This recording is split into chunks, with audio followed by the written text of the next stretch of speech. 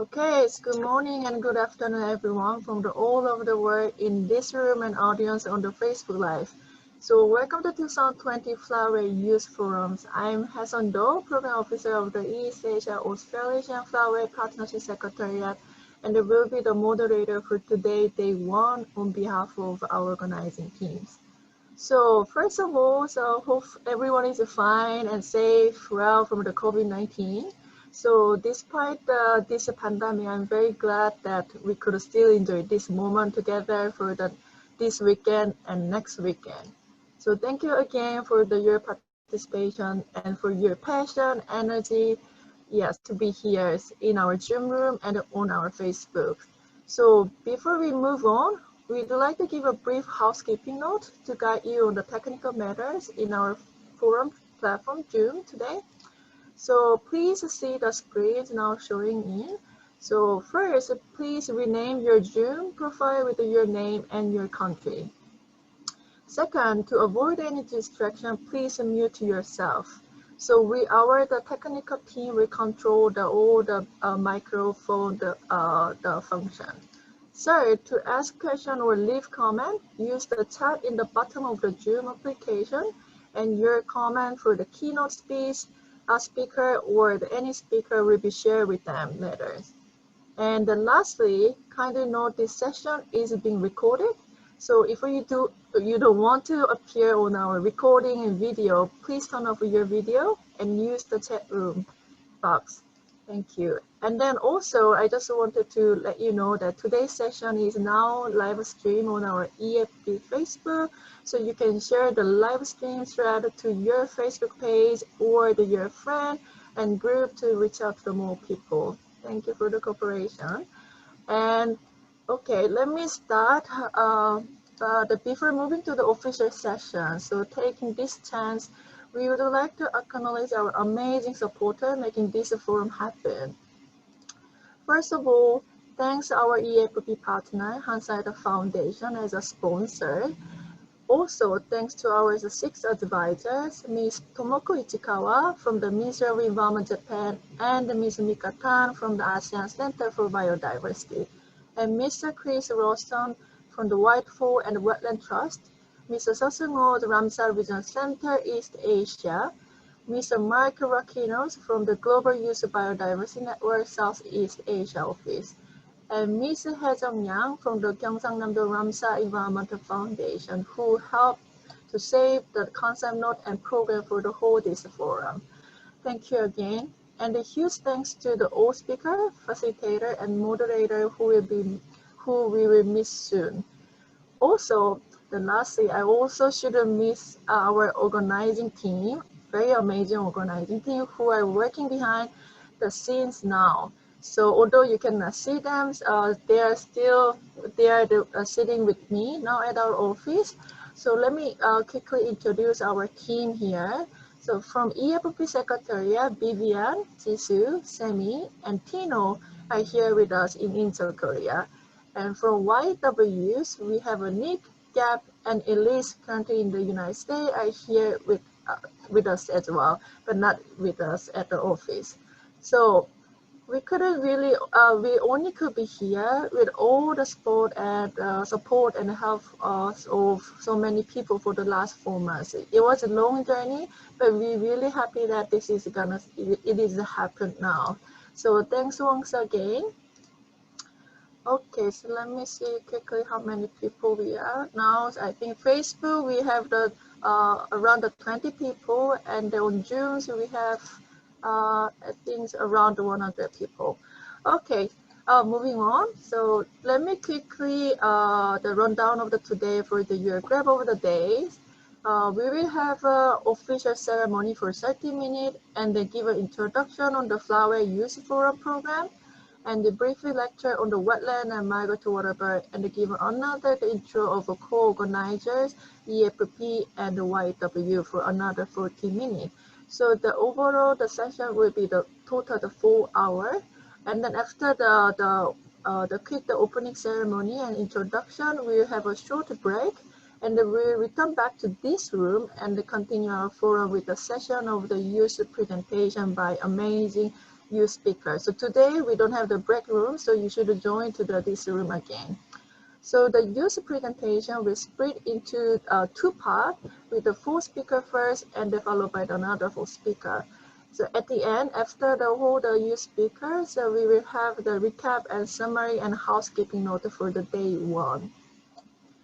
Okay, and I got the quick logistic note here. So I wanted to remind you everyone to attend this forum via Zoom, not Huba, so that you can raise any question and interact with the speaker later on the chat directly during the upcoming session.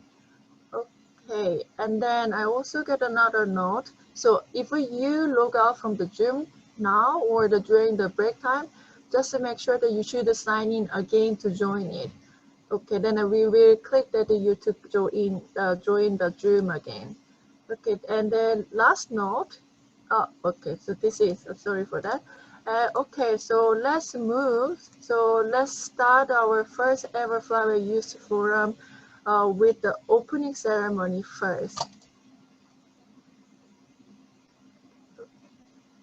First of all, we'd like to introduce our honorable keynote speaker here with a really prominent professional on the line as a globally influential environmentalist and share and dare the concrete remark. I'm really excited to see this video because I've never seen it yet.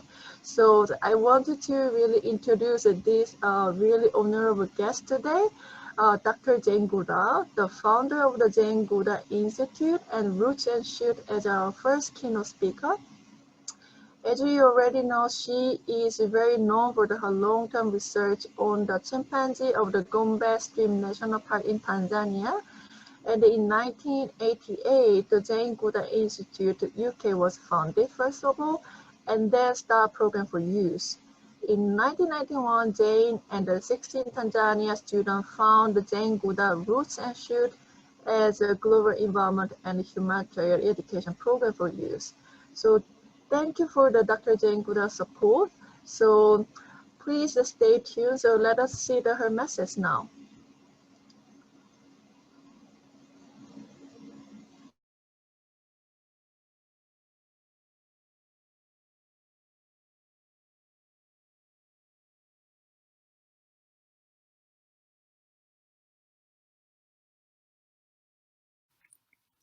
Hello, this is Jane Goodall, and I'm absolutely delighted to have been asked to spend a few minutes talking about the importance of this gathering, a gathering that gives young people a voice and helps them to understand the important role that they can play and must play in the protection of our planet. As you all know, we're in the midst of the sixth great extinction of plant and animal life, tragically an extinction caused by human activities. We have this absurd idea that there can be unlimited economic development on a planet with finite resources, resources which in some places have been used up faster than nature can replenish them. Again and again, corporations and governments approve the destruction of nature for yet more development projects. New roads, dams, housing estates, yet more shopping malls, industrial parks. Again and again, those trying to protect the natural world are defeated by those who put immediate gain over protection of the environment and the future of life on Earth, including our own. There's a fallacy that we can survive somehow without the natural world. It's just that. It's a fallacy. Without the natural world, whether we like it or not, we are part of it and we depend on it for our survival. And we depend on healthy ecosystems, which in turn depend on the biodiversity of the area, the complex tapestry of life, where every species, no matter how small, has a role to play. Many animals migrate, some just for short distances from place to place in their range as different foods become available. Other species, including many birds, migrate staggering distances between their spring breeding grounds and their winter feeding grounds. They use established migration routes known as flyways that have served them for generation after generation. And they depend on suitable places to stop along the way, where they can get food to give them strength to carry on to their ultimate destination. Migrating waterbirds and shorebirds depend on a series of wetland stopovers, and wetlands have suffered badly from our human developments. One after another, they are drained for agriculture, housing, and so on. This became a real concern for conservationists, and after much hard work and lobbying, it resulted in 1971 in the signing of the Ramsar Convention on Wetlands, an intergovernmental treaty for the conservation and wise use of wetlands. Almost 2,500 Ramsar sites have been established around the world, and many of these are situated on flyways, where they provide the vital habitat needed by these waterbirds on their journeys. Of course, it's not enough just to sign a convention. Its mission must be enforced. And the East Asian Australasian Flyway Partnership has been created for just that, with its mission to conserve the habitats that migrating waterbirds depend on during their long journeys, which means in many cases working to ensure the sustainable livelihoods of those people who live in and around those habitats, to secure their cooperation so that they become partners in the mission to save the wetlands. I'm especially pleased to address all you young people who are part of the international team Youth Engaged in Wetlands, or YEW.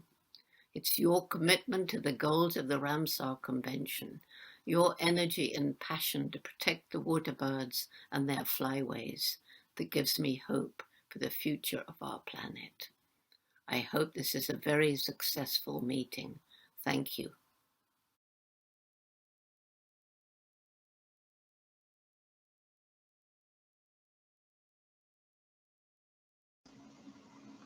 Okay, that was really inspiring. So those who are participating now, so please leave your message and your comment and your impression on our chat room. So we will convey this message, your message to them.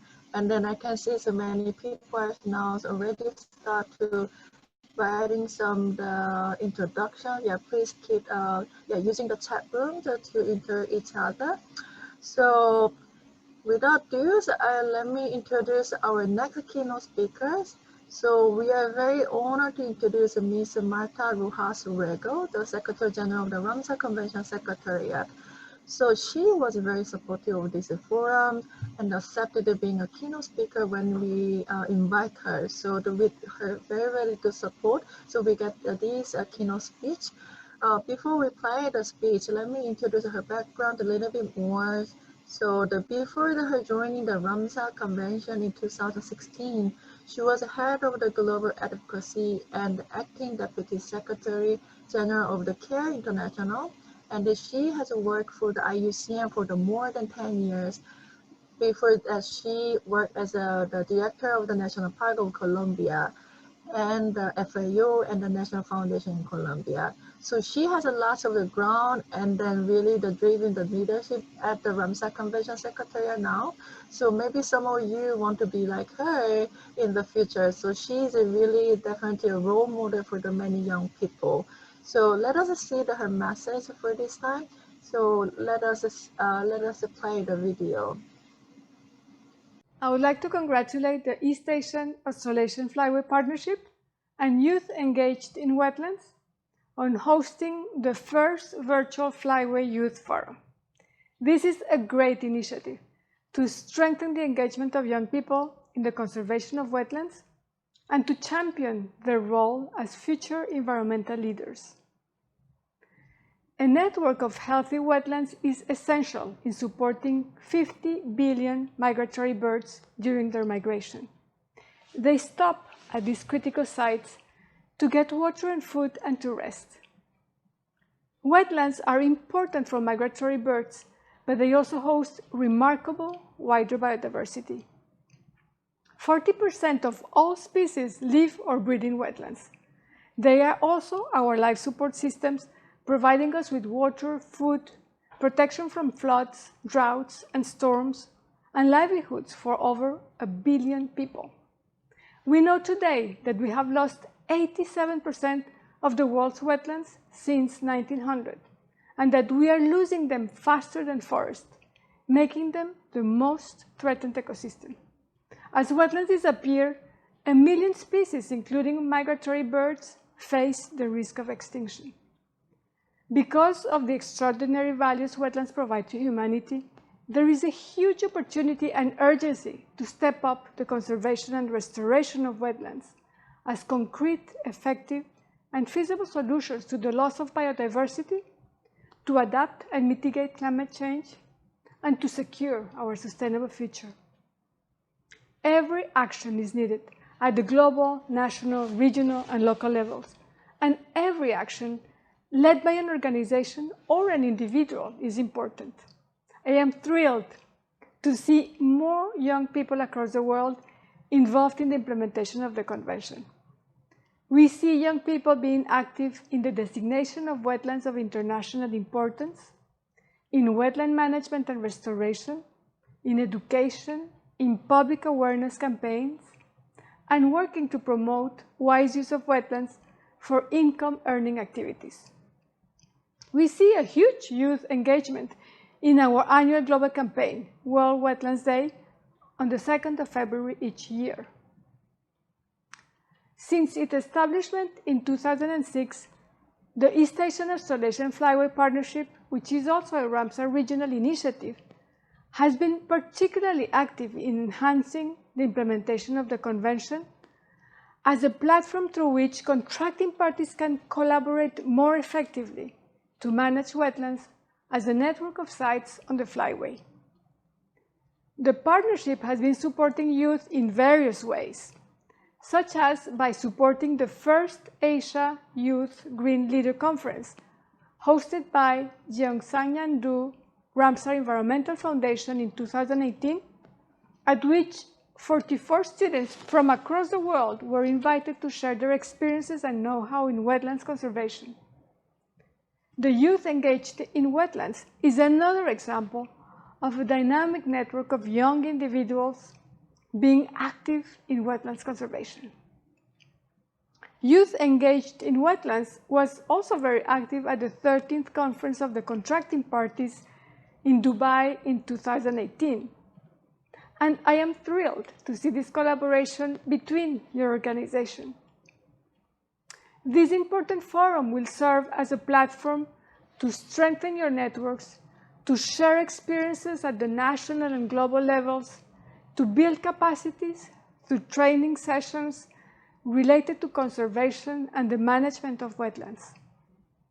This forum will greatly contribute to your growth as young leaders for the wetlands cause. I myself and the Secretariat of the Convention on Wetlands are looking forward to supporting you and working together to ensure the conservation and wise use of wetlands, to safeguard the survival of migratory birds and other of the world's species, and to safeguard our sustainable future.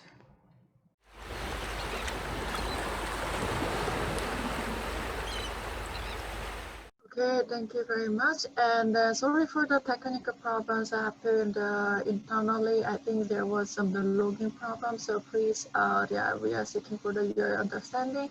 So since there is some latecomers, so I just wanted to remind every participant that please rename the names on the video together with the country name, so that we know who you are, and then we can check your attendance as well.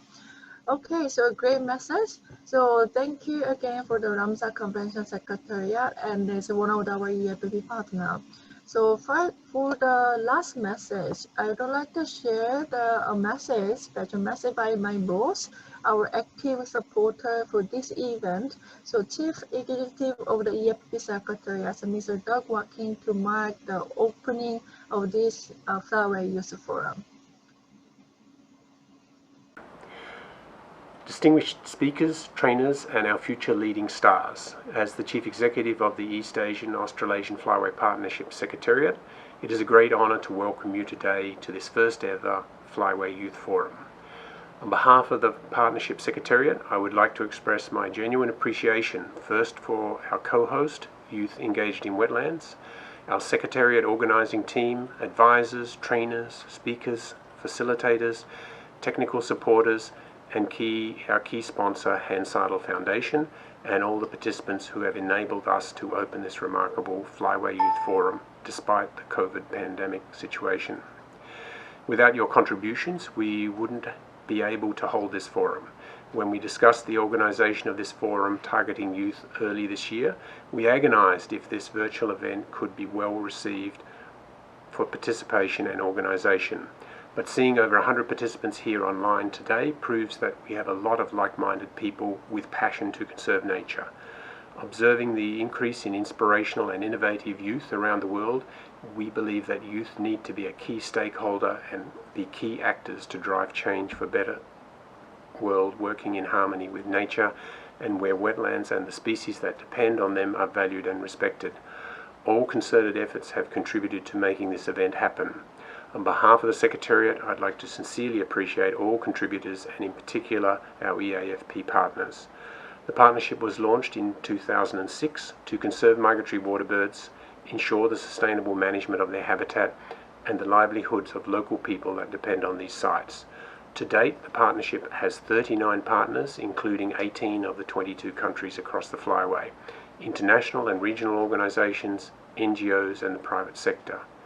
In partnership, we're building a Flyway site network to ensure that internationally important wetlands for migratory water birds are sustainably managed for the benefit of the local people as well as for migratory water birds and other biodiversity. We hope that young people like you choosing to be part of this network to safeguard these important wetlands together with us and other stakeholders. Keeping this in mind, your aspiration and participation in this Flyway Youth Forum will provide support for each other to recognise the importance of conservation of wetlands and migratory water birds.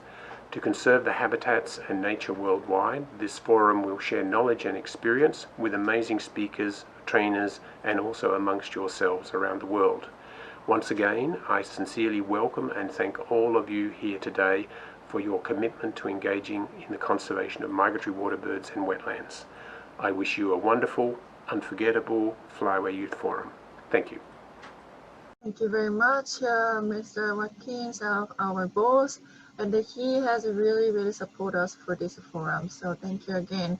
So this is all the keynote speech for the youth forum. So we are very glad to have all this message from the people. So again, please leave any comment and then any message to the keynote speakers so that we can convey to them later on. So next up, so we have a very special groups to congratulate our meaningful forum. So we will have a very chilling, enjoyable moment with the music performance. So the title is Migratory Birds. So they are from Myanmar. And then this song was created by 5 singers by Nature Conservation Society-Myanmar to celebrate the World Migratory Bird Day. So here, please listen carefully for this music performance, and the key message they wanted to deliver through this song is, let's conserve the migratory water bird and habitat across the Flyway despite the many different pressures. So please enjoy the performance and then please leave the message and then for them as well. So let's enjoy this performance.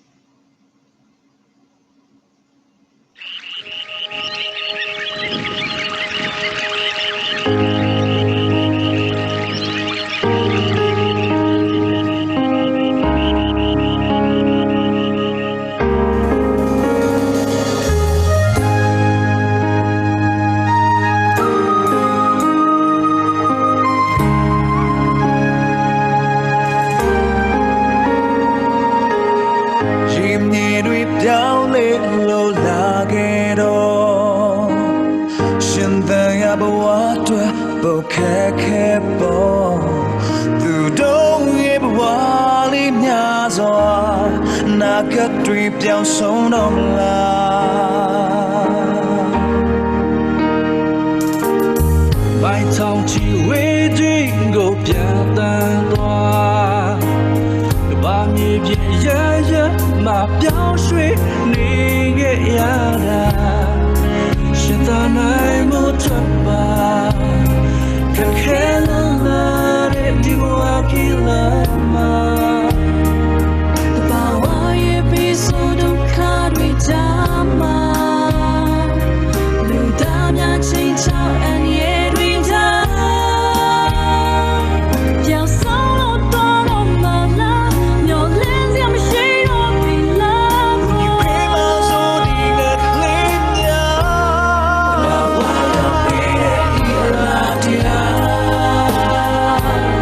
ဘာကြီးပဲချိုးပြနေကလေးများတူတူကပဲထိန်နေစိုးလားသူတို့ရဲ့ဘဝများပြည့်စည်ရတော့တဲ့အနေနဲ့ကြားရတာတကယ်ရှာပါဆောင်ကုန်တဲ့ကလေးများဘာကြီးရဲ့လောစင်တဲ့ကလေးများတူတူကပဲထိန်နေစိုးလားသူတို့ရဲ့ဘဝများတကယ်မျိုးတော့ပြောင်းလဲလို့တော့မှာဆောင်းကုန်တဲ့ကလေးများ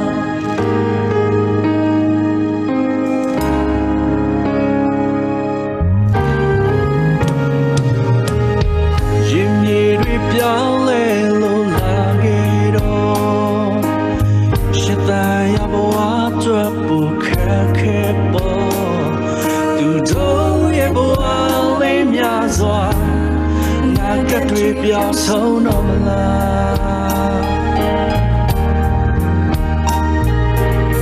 မိုက်ထောင်ที่ဝေးကြီးကိုပြန်တန်းတော့ကဘာနေတဲ့ရှေးရမှာပြောင်းရွှေ့နေခဲ့ရတာရှင်သာနိုင်ဖို့အတွက်ပါခက်ခဲလို့လာတဲ့ဒီဘဝကြီးလမ်းမှာဘာဝရဲ့ပြီးဆိုတော့ခါတွေကြမှာလူသားများချင်းချောင်းအမြဲတွေကြပြောင်းဆုံးလို့တော့မလားမျောလင်းစရာမရှိတော့ပြီလားဒီဖေးမဆိုဒီကလေးများဘာသာပြီးရဲ့လာတရားဘာကြီးတွေချိုးပြုံးနေကလေးများတူတူကပဲထိန်နေစိုးလားသူတို့ရဲ့ဘဝများပြည့်စည်ရတော့မယ့်အနေနဲ့ကြားရတာရဲ့ရှာပါဆောင်ကုန်တဲ့ကလေးများဘာကြီးရဲ့လာစင်တဲ့ကလေးများတူတူကပဲထိန်နေစိုးလားသူတို့ရဲ့ဘဝများတကယ်မျိုးတော့တော့ပဲလို့တော့မှာဆောင်ကုန်တဲ့ကလေးများ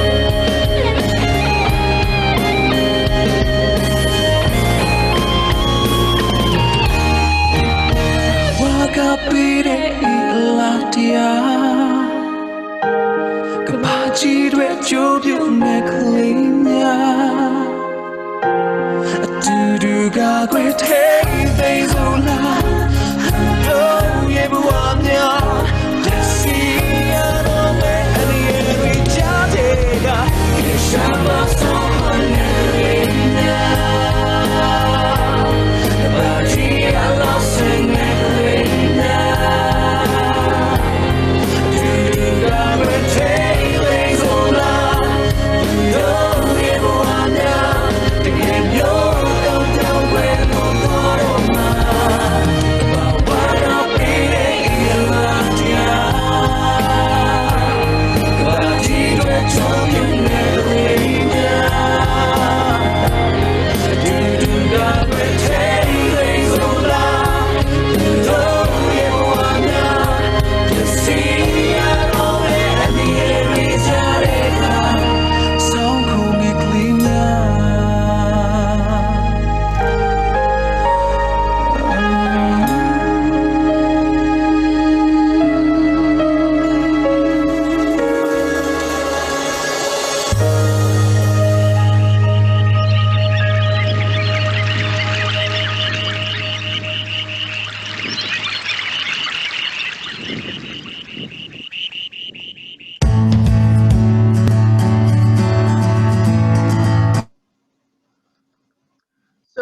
how was the performance? It is really beautiful. So thank you for your message in the chat room. So we will share that your comment with them as well. So really touched as well. So as you highlighted the video and the message, I think the really conservation journeys required many people's effort and the interest and the attention and the cooperation. As you can see, so many birds get extincted as well, like the spoonbill and piper. So really hope that over the next 4 days, you can learn so many things from the forum, and then I hope that you can be more engaged and then want to have your more attention for this field. So thank you very much. So let me move to the next session. So we have very tight schedule today, so let me quickly move forward. So the next sessions, we have an overall introduction of this Flyway Youth Forum and the 2 main organization introduction, including short lecture of the Wetland and Migratory Waterbird 101s. I know so many of the people already participant knows about the bird and the wetland, but still for the making ourselves to be on the same page. So we prepared this special short lecture as well. So now let me invite my colleague, 2 colleagues from our team. So Miss Elise Lee, the network lead of the YEW, and Miss Vivian Fu's committee officer of the Secretariat, our Secretariat. So for the introduction section will be done by Elise, and then followed by the other introduction by Vivian and Elise together. So let me invite Elise first.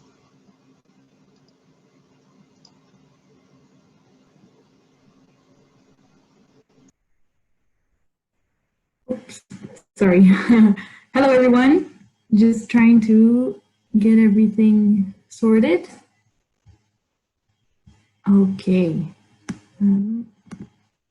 All right. Well, thanks a lot, everyone, and welcome once again to this Flyway Youth Forum. It's wonderful to have you all here. And on behalf of the organizers and the organizing team, I'd like to share how excited we are for the next weekends ahead and getting to know all of you in building this new community along the Flyway. This forum, as Gab mentioned in the pre-forum session, is really your forum, and we hope that you will make the most of your time in this virtual space and enjoy, learn, and share your experiences to make it a wonderful experience together. I'd also like to thank again the amazing keynote speakers for their great opening to this forum. What a touching and what inspiring words supporting you, the Flyway Youth leaders. Starting this forum knowing that while you may not know each other very well yet, I see that there's a lot of interaction already on Whova. But although you don't know each other very well yet, you know that what unites you here together today is this passion for wetlands and migratory waterbirds, and the desire to be part of a change where wetlands and migratory species are valued. So without further ado, I will then give you a brief overview of the program and the objectives of the Flyway Youth Forum. So we hope you all had a chance to look at the pre-forum session, which was on Whova, and to explore the e-program and explore all the trainers, all the speakers that you'll have during this these 2 weekends. Just as a quick reminder, here is the program of our 2 weekends together. So today, as Hai-sun explained, we have the opening ceremony and the youth speaker sessions. And starting from tomorrow, you will have the capacity building training sessions. So we have 2 full days of training on the 29th of November and the 5th of December. Tomorrow, you'll have a training on youth advocacy and global policy agendas. We will then have a session on a voice for our wetlands, communications, science, and storytelling. On day 3, on December 5th, you will then have a session on local community engagement. And on the afternoon of the 5th of December, you will then have to choose between 2 sessions. So one session is on field research and monitoring, and the second session is on environmental justice and engaging marginalized youth. So we've prepared in the pre-forum survey a question for you to choose your preference. These 2 sessions cannot be attended by everybody. It's the way they've been designed, but we would really like to hear what your preference is so we can allocate you to the particular workshop. So if you haven't answered the survey, please do so right after this session.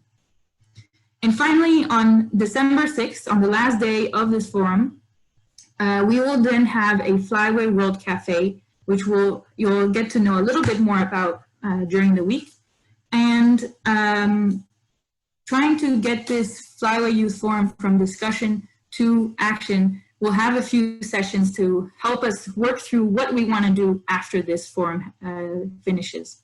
And then a nice closing ceremony where we've got some little surprises for you. So make sure you stick to the end. We are very excited in this journey.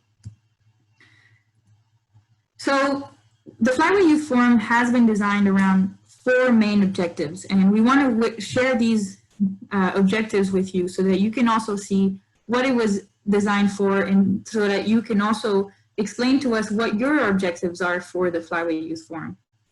So first of all, the Flyway Youth Forum is designed around this idea of exchanging experiences and ideas. We hope that through this forum you can hear, learn, and exchange experience with other youth and speakers, trainers, facilitators, and guests. Whova is an excellent platform for that, and we really hope that you can take the most of it and start exchanging, which we've seen already a lot of you have done. So we really thank you for that, and we hope you can continue doing this across the 2 weekends. Secondly, this forum is also a networking platform to allow you to expand your network of wetlands and migratory waterbird friends and peers, getting to know others from your country, from your flyway, and from abroad, and building new connections. Thirdly, our capacity building workshops on day 2 and 3 will help you learn more about really important topics that are related to the conservation of wetlands and migratory waterbirds. We will have, as I mentioned, different sessions on advocacy, field research, environmental justice, and engaging marginalized youth, as well as local community engagement and effective communication. Last but not least, we hope that this platform will also enable you as Flyway youth leaders to work together around collective actions. To enable this discussion to go from discussion to action, we'll hold some sessions to sorry, I'm just realizing that the slides are not moving.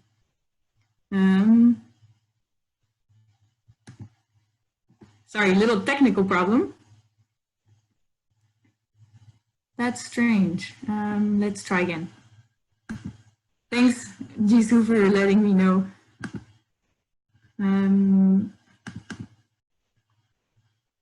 Can you see it now? Yes. Yes, thank you. Sorry about that. Okay. So we also see so it should be. Okay, don't look at my notes. Okay, let me change this. That's strange. Okay. My apologies for this. We did test it. It didn't do this before.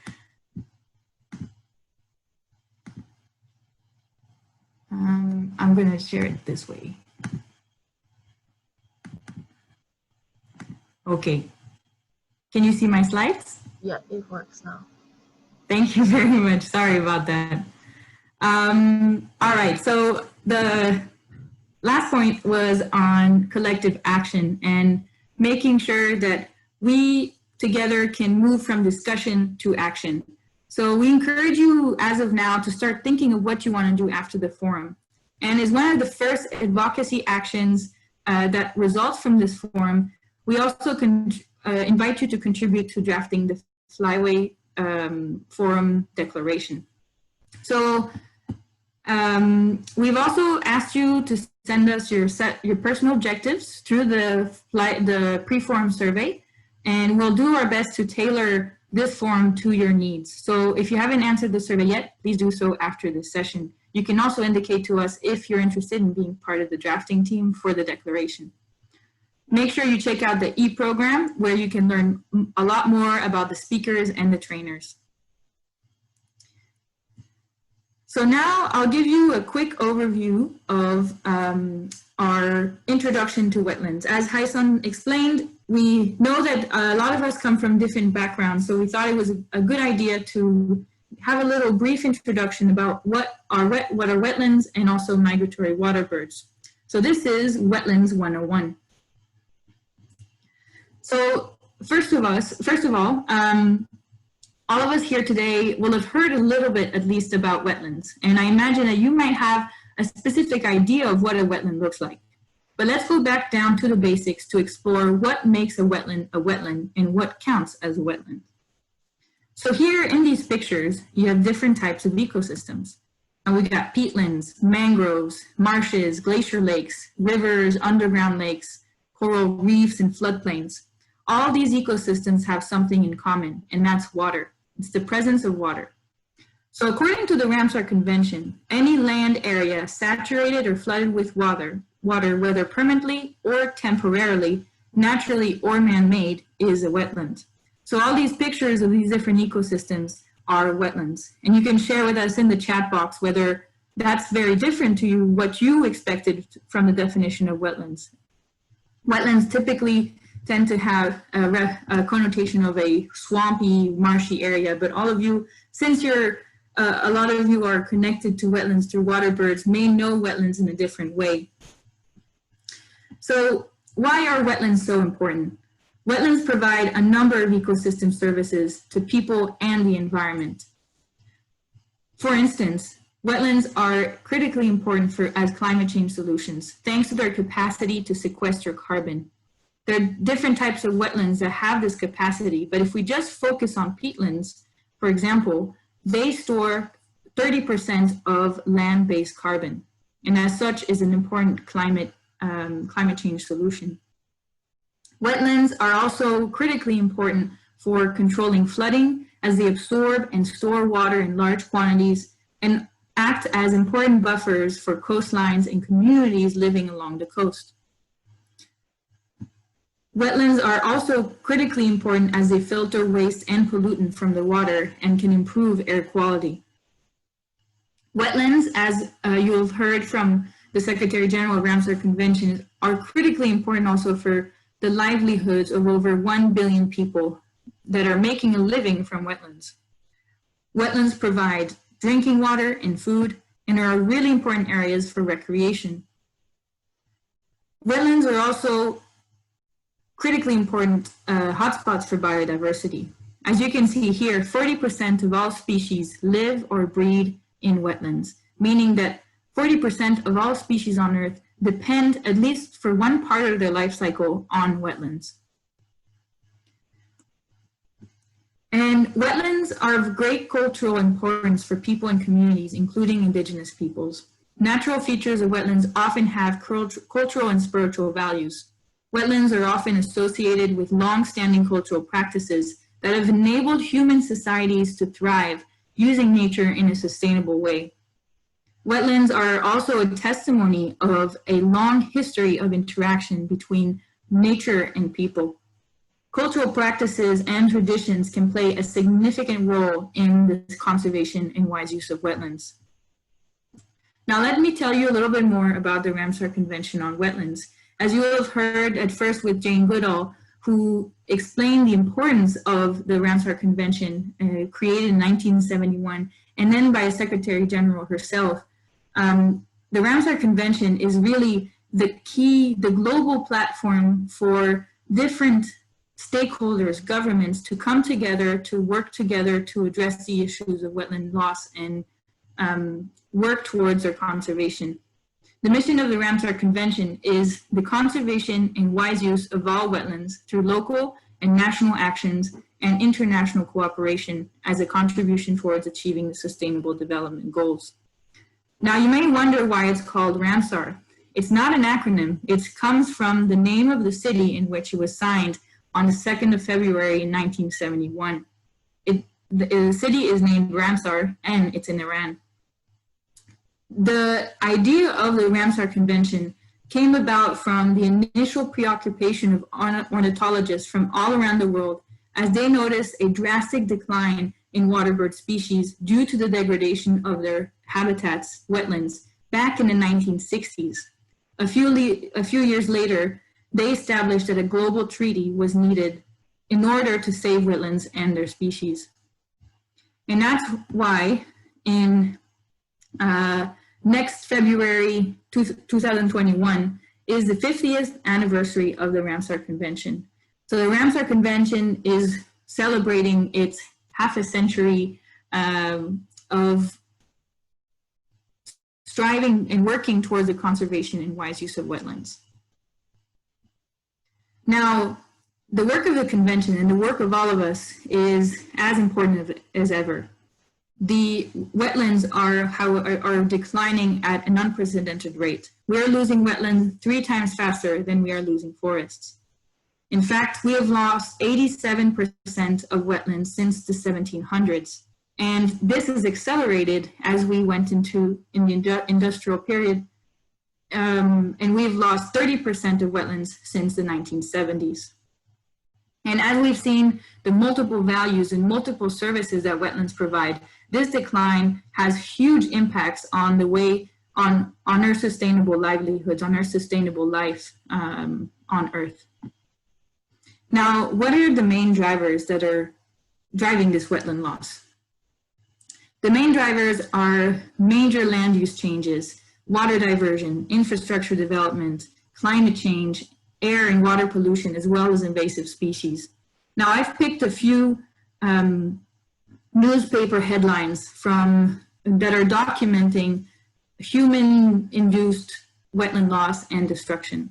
For instance, you may have heard more recently in the news a very sad item about the Pantanal in Brazil burning.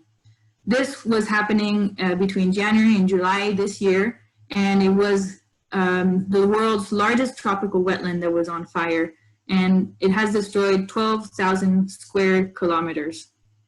Now, there's a number of other threats that are happening in wetlands.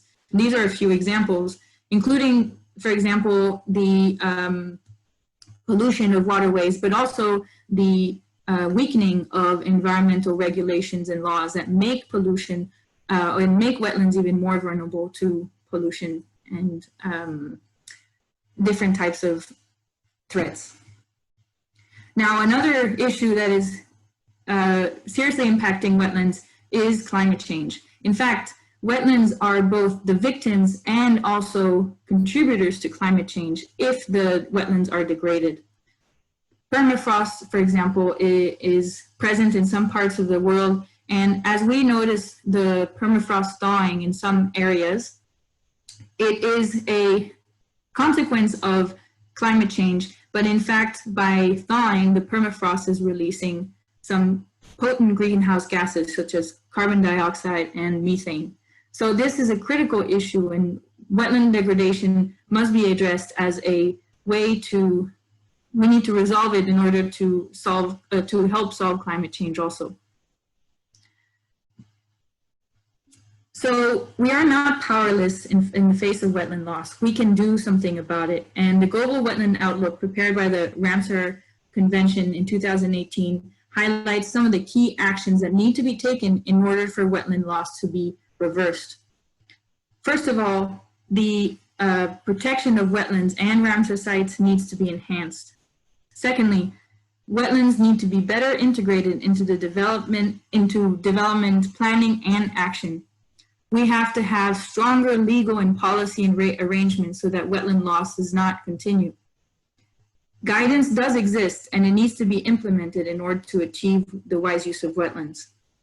Economic and financial incentives need to be provided to communities and businesses so that they are encouraged to use wetlands wisely instead of degrading them. Ensuring participation of all stakeholders in wetland management is also critical to get the voices of those that may not be heard typically at the table. Finally, we need to improve national wetland inventories and track wetland extent in order to increase our knowledge of wetland degradation and address it and further address it. Citizen science has an important role to play in this, also complementing the knowledge that is being produced. Now, if you want to learn more about wetlands, and this might be useful also in terms of the declaration drafting, we will be compiling a set of useful documents and useful readings into a Google Drive, which we'll add to the Whova platform. You feel free to go and click and explore. We'll be adding more to it as we go along across the week and following the sessions that you will be having, so you can learn more about the different topics. Thank you very much, and now I'll pass it over to Vivian for Migratory Waterbirds 101.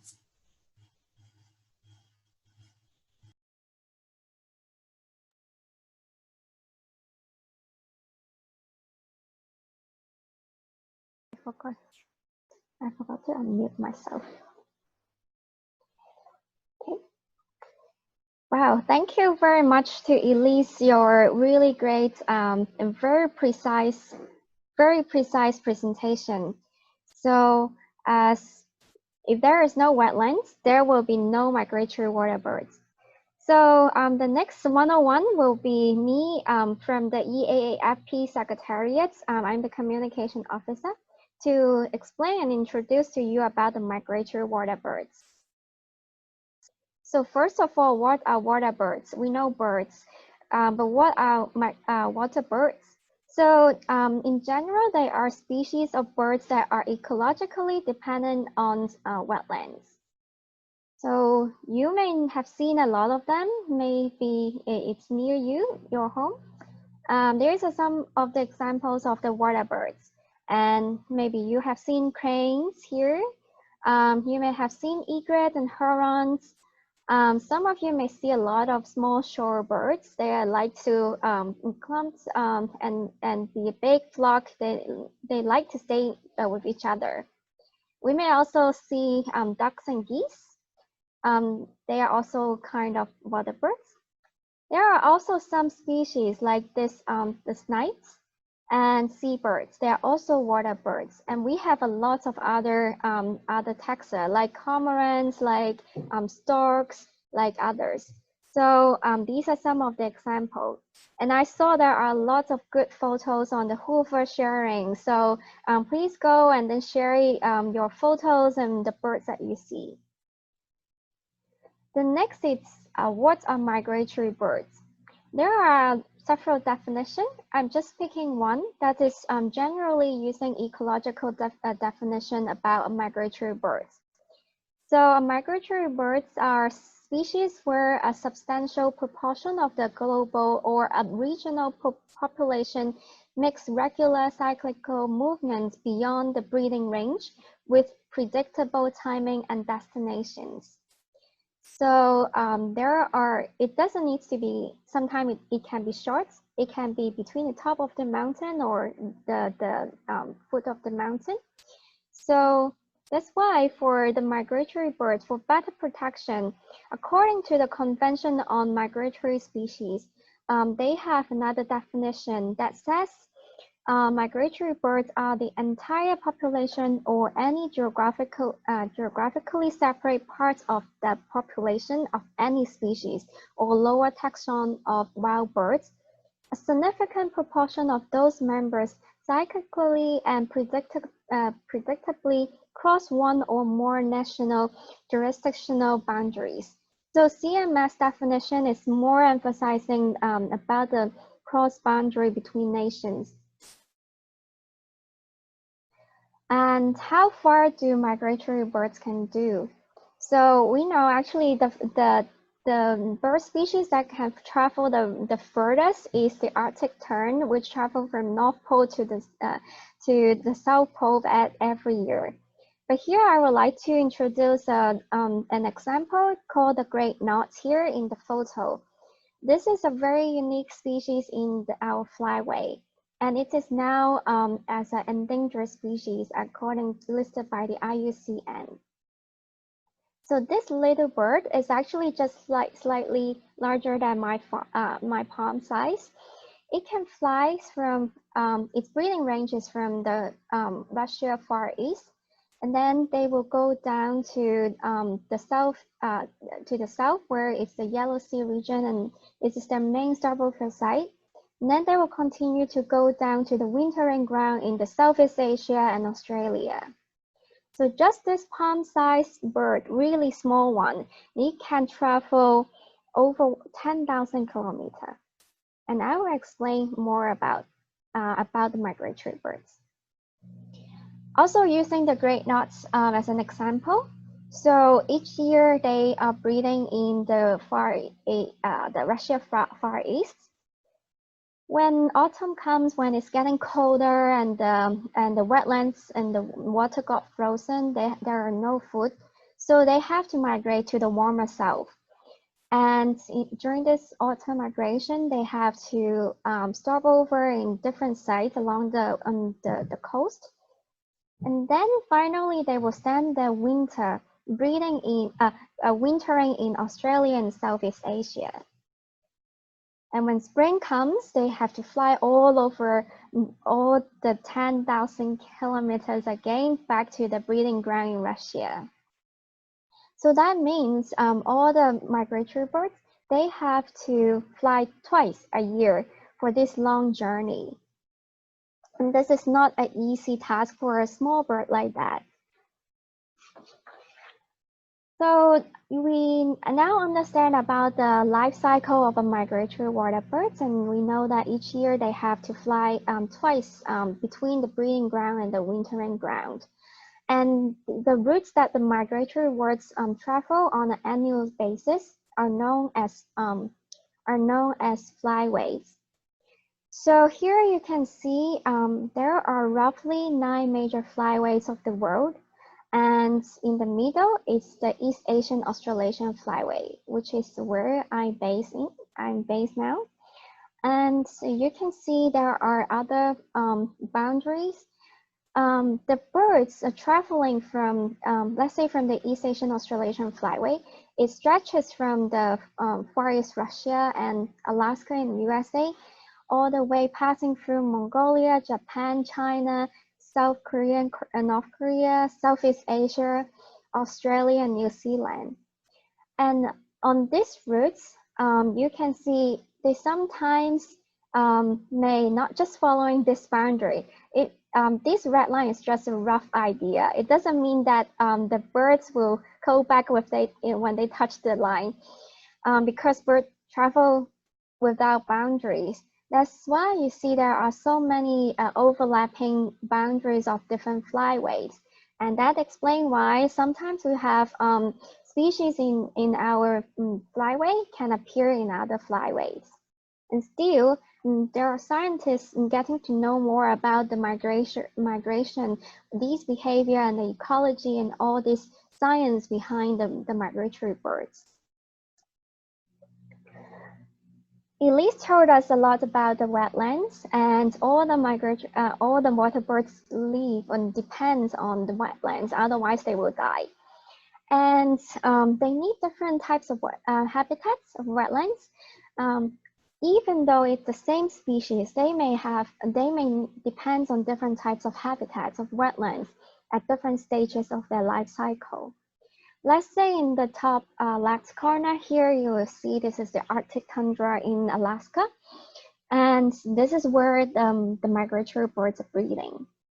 And when they go to the wintering ground, they may more depending on the intertidal mudflats as shown here. So this is a site in Bangladesh.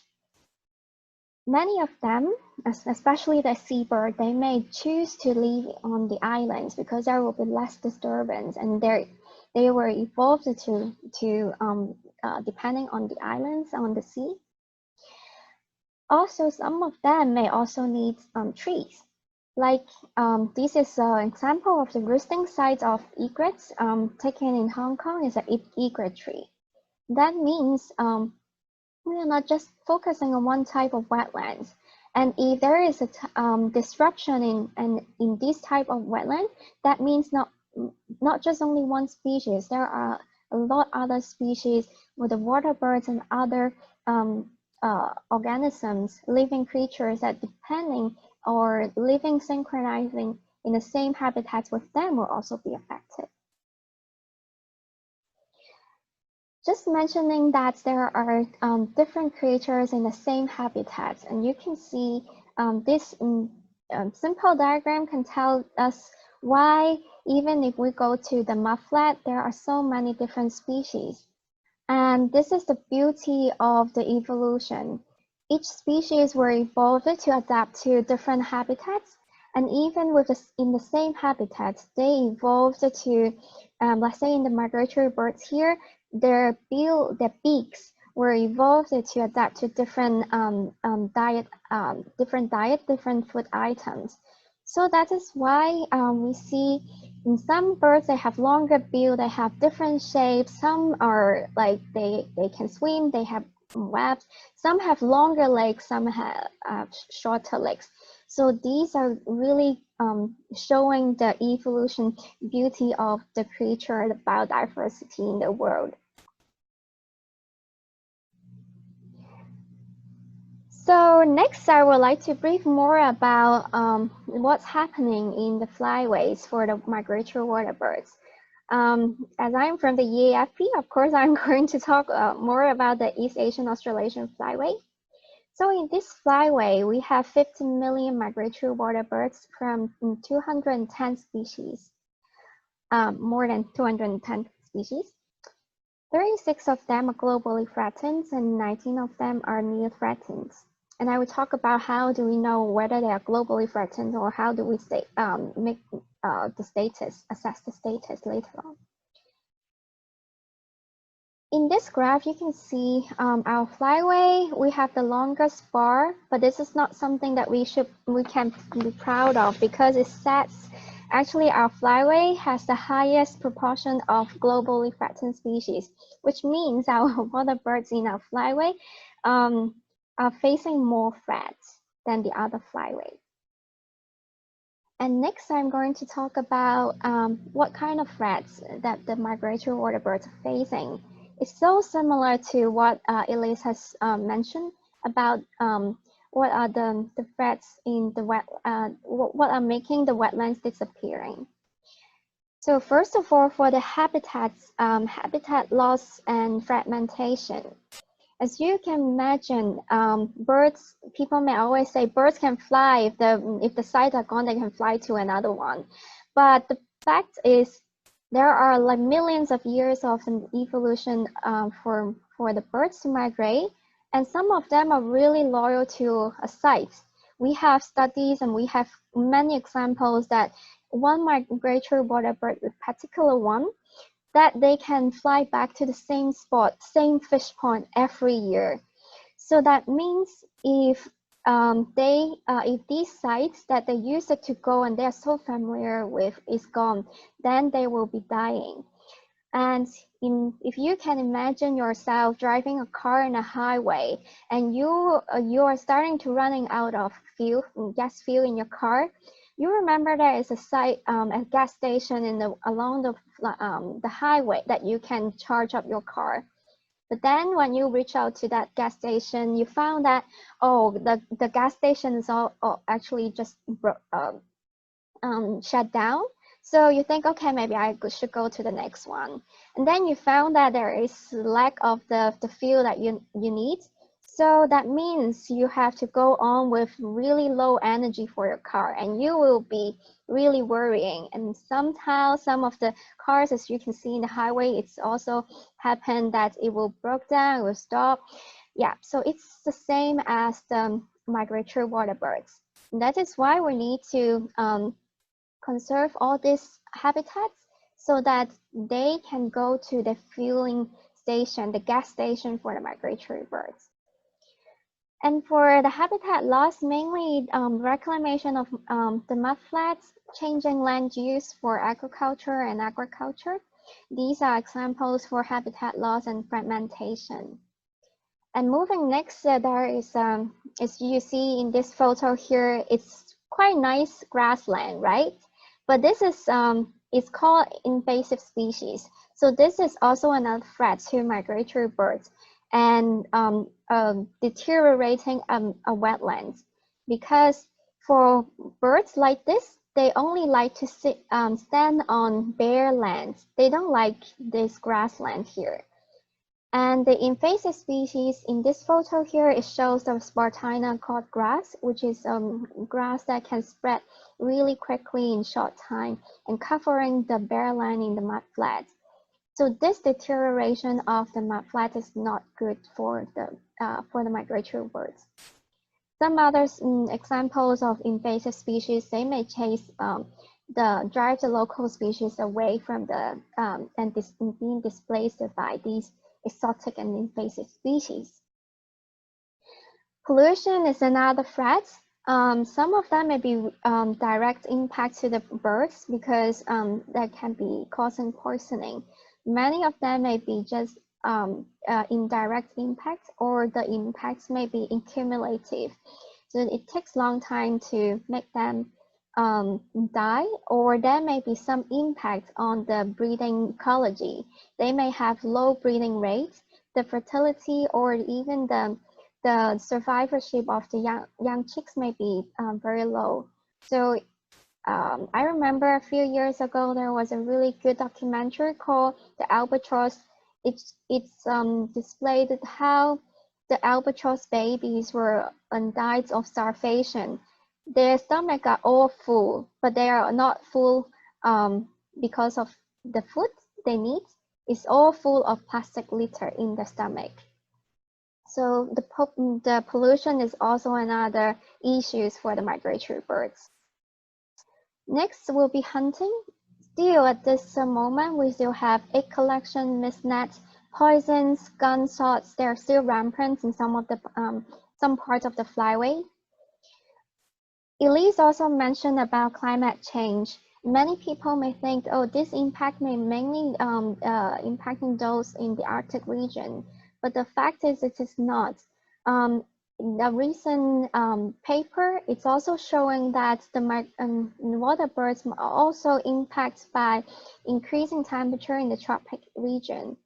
And also with increasing frequency of the extreme weather, that may also have direct impact on the migratory birds.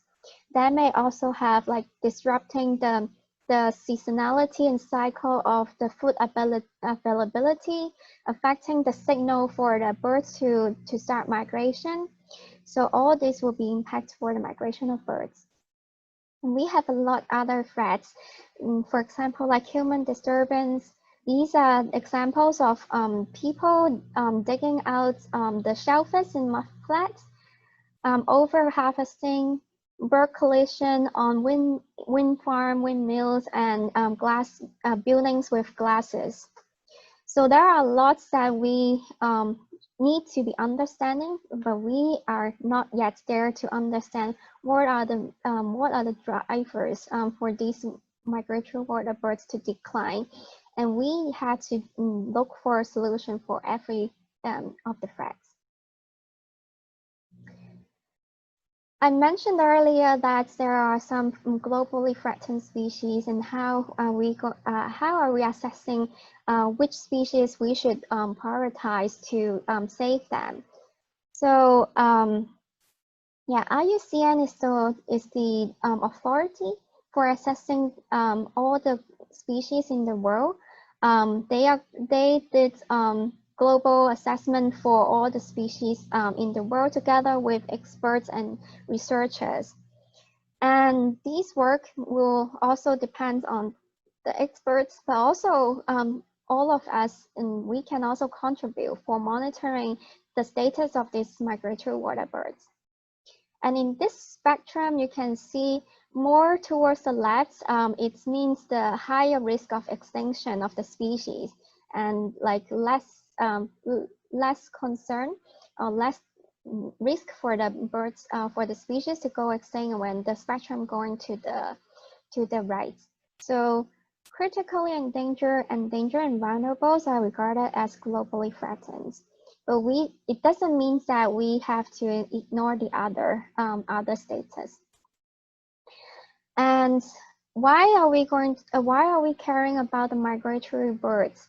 Because as Elise also mentioned, as I also mentioned earlier as well, that if there is no good wetlands, there will be no migratory birds. And birds are actually a really good and sensitive indicator for environmental changes. I'm sure many of you have heard about the famous book by Rachel Carson, The Silent Spring. It's showing that the animals, the birds, are the first to notify us about the changing of the environment. And if the environment is not good for animals, that is not good for a human being as well. That is why we have to work on the striking for the good sake and to save and conserve all the migratory species and the migratory birds, to make a good wetlands that is also good for the nature and also to the human. And here this is some example of international instruments for conservation of migratory water birds. Regarding the migratory birds, of course, we are cooperating with the Convention on the Conservation of Migratory Species of Wild Animals. CMS is the leading one. And, you know, all migratory water birds need wetlands, and we need strong leaders for leading on to give a cohesive and concerted effort for conservation of wetlands for the migratory water birds. This is the task or the job of the Ramsar Convention on Wetlands of International Importance. Other than that, so we have regional agreement, treaties, and initiatives that help us to work together with different players, stakeholders for conserving migratory water birds. These are IWA, the Agreement on the Conservation of African Eurasian Migratory Water Birds, for the European and African region, Flyway, and for American, we have the Western Hemisphere Shorebird Reserve Network. And of course, in the East Asian Australasian Flyway, we have the East Asian Australasian Flyway Partnership, EAAFP, which I'm working for. Beyond that, there are lots of other initiatives, other bilateral intergovernmental treaties and NGO-led initiatives and activities that are going on. And all these efforts should be all working together and for the good sake for the conservation. The next part, I'm going to talk more about the EAAFP so that you can understand how in one of the instruments for the conservation of migratory water birds work. Okay, so this will be my part again. I'm going to talk about introduce to you the East Asian Australasian Flyway Partnership. In short, it's called the EAAFP. Remembering this map that I showed about the great knots. So this species, just check who are involved, which countries are involving these great knots. We have in the breeding range the Russia. When it's fly to the stopover site in the Yellow Sea region, we have China, North Korea, South Korea. And in the wintering ground, we have Southeast Asian countries and Australia here. So just see, for one species, we have to work with more than 11 countries. And that is why in 2002, the EAAFP was adopted in the list of the World Summit on Sustainable Development as a Type 2 initiative. And in 2005, EAAFP is recognized as one of the Ramsar initiatives. In 2006, the EAAFP was officially launched as a partnership, and the first meeting of partners was held in Indonesia. The EAAFP is a network of partners within the EAAFP, the East Asian Australasian Flyway, which aims to protect migratory water birds, their habitats, and the livelihoods of people depending upon them. So not one single site or organization can conserve all the species that are migrating along our flyway. That is why we need different partners. At the moment, the EAAFP have 39 partners, including 18 government partners, 18 countries out of the 22 countries in the EAA Flyway.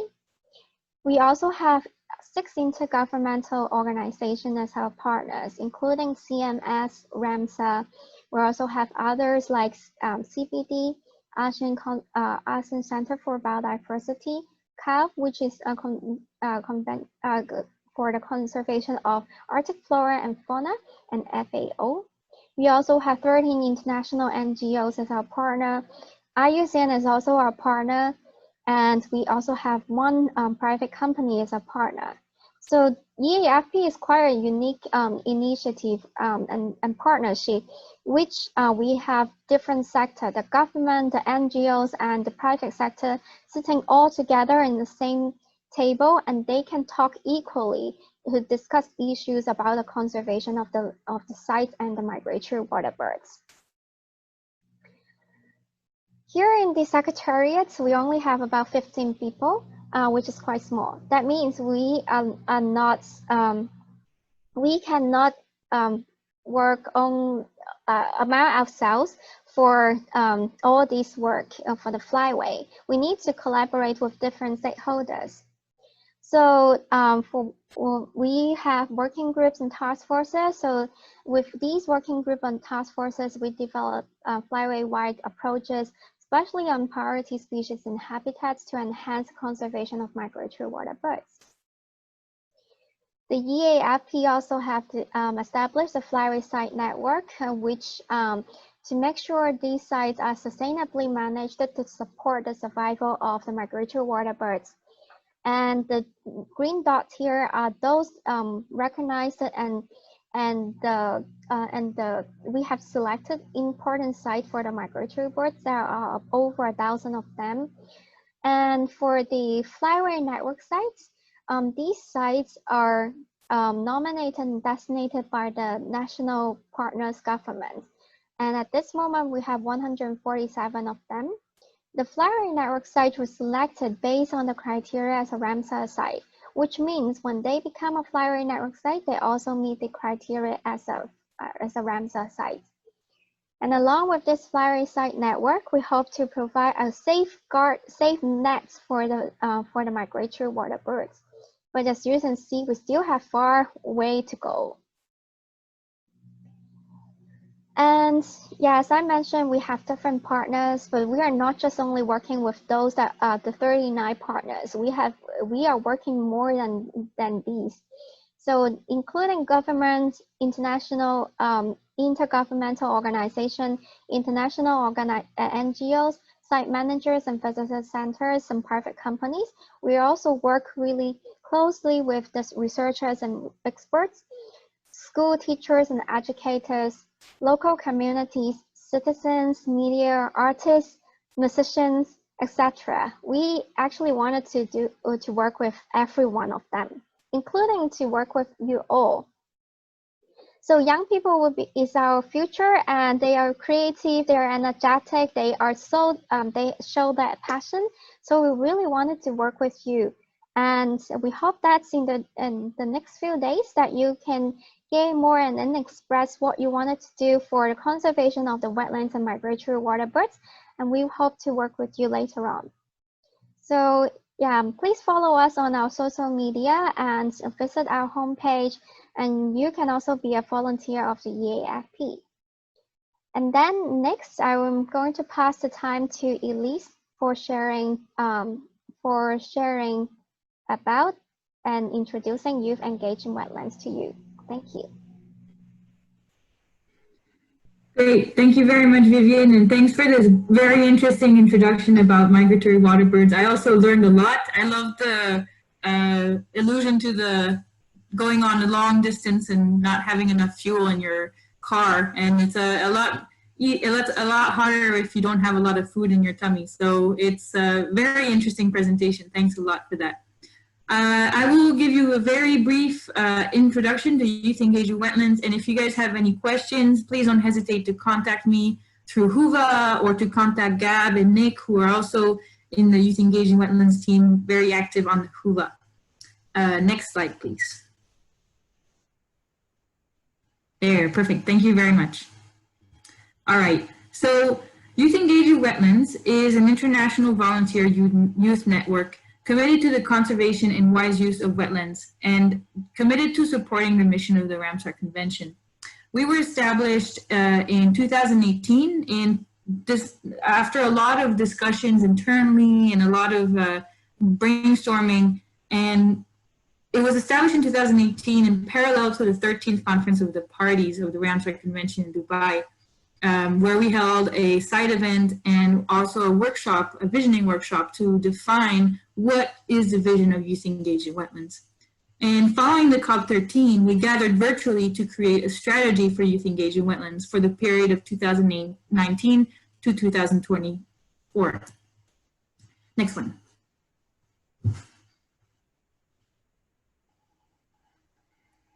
Thank you. So I want to give you briefly an idea of where the origins of Youth Engaging Wetlands and where this network came from. So it came from the realization that there were young people in different parts of the world that were working on raising awareness about the importance of wetlands and conserving them. We realized this through different initiatives of the Ramsar Convention, including of the Ramsar Convention, like the Youth Photography Contest for World Wetlands Day, as well as the Ramsar Conservation Awards for Young Wetland Champions. And what we were realizing is that there were other young people out there that were passionate about wetlands and wanted to do more. Now you can see Gab right there, who is behind the communications of the Flyway Youth Forum, along with Nick Fabian. And Gab was one of the winners of the photography contest. And we've been working together on Youth Engaging Wetlands since the very beginning, along with a number of other Youth Engaging Wetlands core team members. So what we wanted to create for young people is this network to connect each other, to help each other, empower each other, and learn from each other to be able to do more for wetland conservation around the world. Next one, please. Oh, and another one.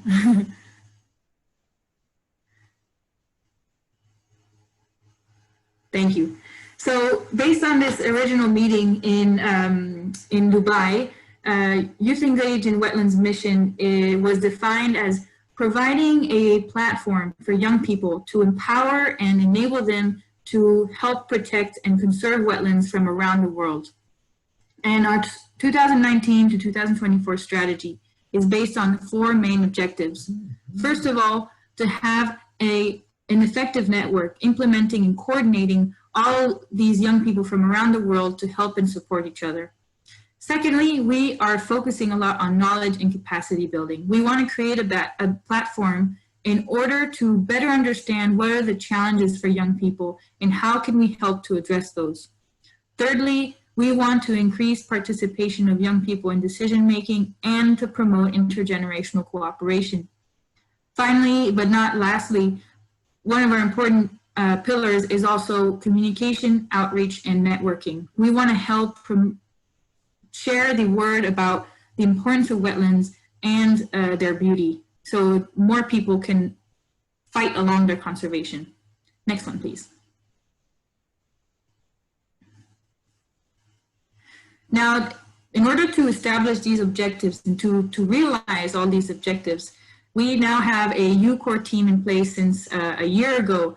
And it's an amazing group of volunteers, of young people that are contributing their energy, their passion, their skills from different backgrounds, from different countries, all together to work towards the amazing, the activities and the vision that we have for Youth Engaging Wetlands.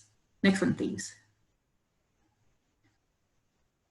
As you can see here, we're spread around the world, and so we have to work online. So while this Flyway Youth Forum was quite, at first, daunting, an idea of having a very big youth forum online, we also really took this opportunity to, we realized this is an amazing opportunity for young people from around the world who may have not been able to meet in person in an event in person. We can work together online, and it's been a wonderful opportunity. Next one, please.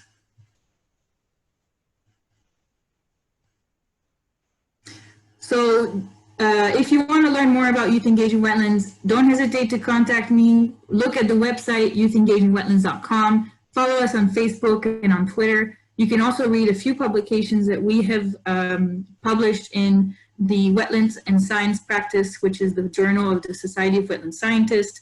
And just don't hesitate to contact us. This is a good moment, and we're here on Kuva to be with you. Next one, please. And I think that's the last one. Thank you very much. So now I'll give the floor back to Haison so she can talk to you through the next steps. Okay, thank you very much for the precise presentation from my colleague Elise and Vivian. It's so informative. I can see a lot of comments in our chat already. So if you have any question, please leave the question on our Huba or chat. And thank you very much. And we are working all together. So we look forward to moving these together for the next 3 days. So our time is a little bit behind, but before we have a short break, so we wanted to memorize this moment. So I want to invite all of the participants who wanted to show your face, and then so for the group photos. So if you have camera, so from now on, just for the short second, so please turn on your video, and then we will take a group photo together for twice. So let's try. It will be very short, so you don't need to be really shy. So it will be very short. We'll capture the moment very quickly. So let's see. Please turn on the videos, everyone. It is fine with any background. And then let me see. Okay, let me see how many people are turning on the video now. Okay. Okay, I think so we are more like to share already. Okay, so now everyone is on. So thank you for the cooperation. So we will try the twice. So I will say 1, 2, 3 and smile. And after that, we will say Flyway. So there will be the 2 times the photo. Okay, so let's try. 1, 2, 3, smile. Okay, so please make sure to look at the cameras, not the screen. So look at the camera so that we can have a nice group photos. We wanted to memorize this moment really. Okay, the second time, let's try to say the Flyway. Okay, so 1, 2, 3, Flyway. Okay, thank you. Let me check with my team whether the group photo taken very well or not. Okay. Good. Okay. Yeah. My colleague at office says okay. So I think we are free. So feel free to turn off your video if you want. So let's have a short break. So our time is a little behind. So we'll a little bit shortened our break time from the 15 minutes to 5 minutes. So now it's 3:30. So we probably come back at 3:40 to this room. Just to make sure that you should join this room, not the other room. So if you log out, please access from the Zoom link again. So there will be lots of the good user presentation in the next session. So please join again, and then see you later. Thank you very much.